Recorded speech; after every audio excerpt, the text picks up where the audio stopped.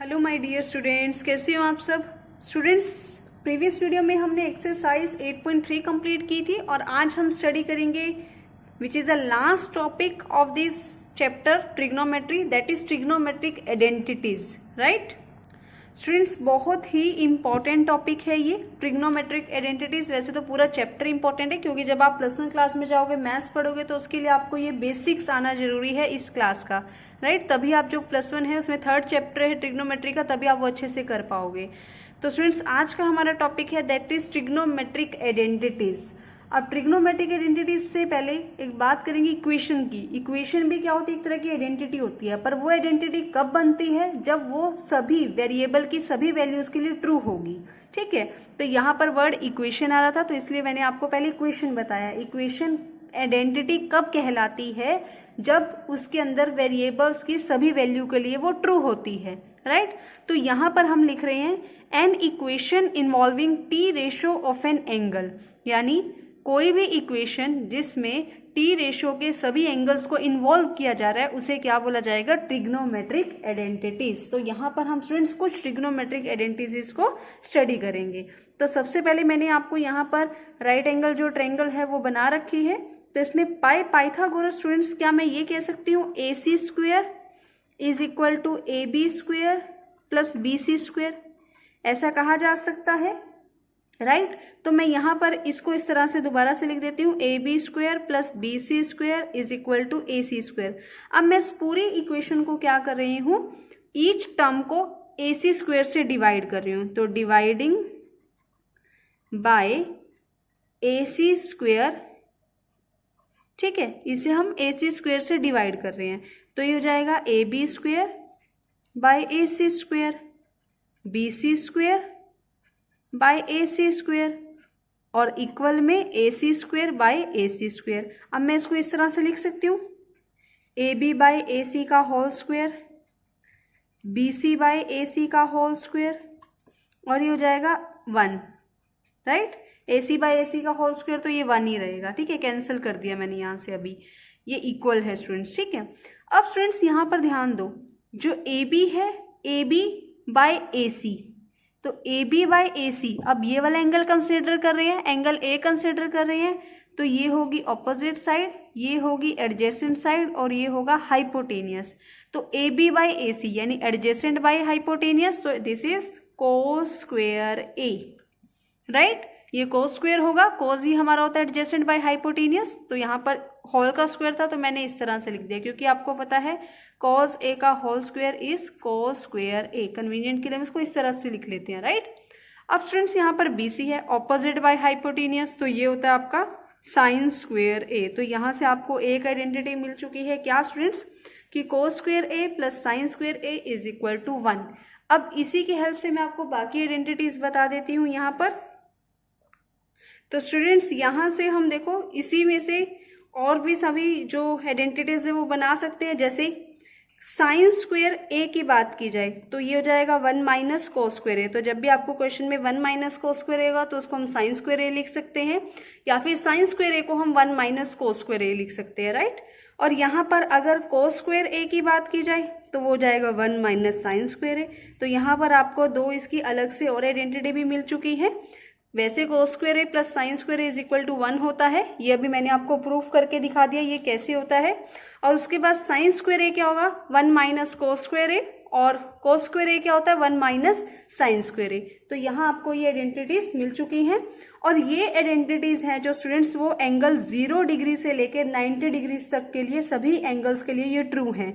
तो इसको हम लिखेंगे 0 डिग्री, एंगल A और 90 डिग्री। तो ये इक्वल का साइन यहाँ पर बता रहा है कि 0 डिग्री और 90 डिग्री। ऐसा क्यों है, क्योंकि 0 डिग्री और 90 डिग्री के बीच में कोई भी नॉट डिफाइंड वैल्यू नहीं आ रही है। तो मतलब यहाँ पर A की वैल्यू आप 0 डिग्री पुट करो, 40 degree, 45 degree, 30 degree, 60 degree, 90 degree, तो सभी के लिए ये जो इक्वेशन है ये ट्रू होगी। राइट ये आइडेंटिटी आपके लिए ट्रू होगी। अब नेक्स्ट आइडेंटिटी स्टूडेंट्स हम करेंगे। नेक्स्ट आइडेंटिटी स्टूडेंट्स हम उसी इक्वेशन की हेल्प से करेंगे जो हमने पाइथागोरस वाली देखी थी, AB square plus BC square is equal to AC square. अब हम स्टूडेंट्स यहाँ पर क्या करेंगे, इसको डिवाइड कर देंगे AB स्क्वेयर से।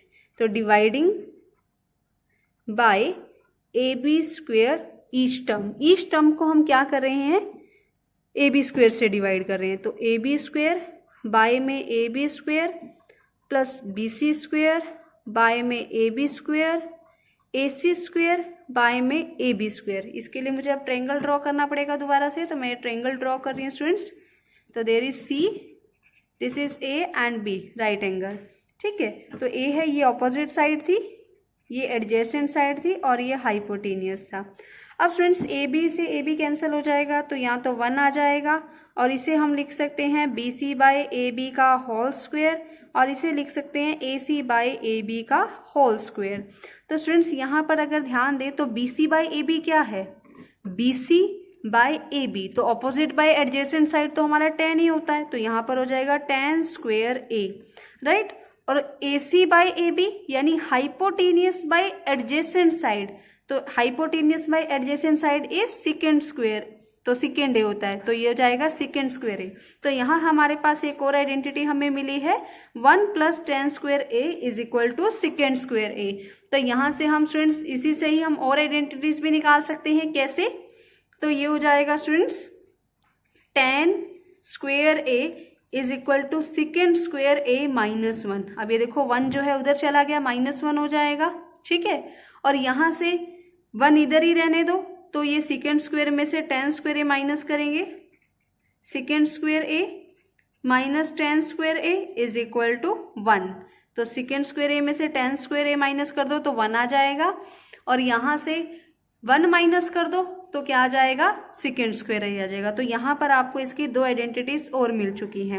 अब स्टूडेंट्स ये जो आइडेंटिटी है, ये आइडेंटिटी आपकी 0 से लेके 90 से लेस तक के सभी वैल्यूज के लिए तो ट्रू है, बट 90 डिग्री के लिए ट्रू नहीं है।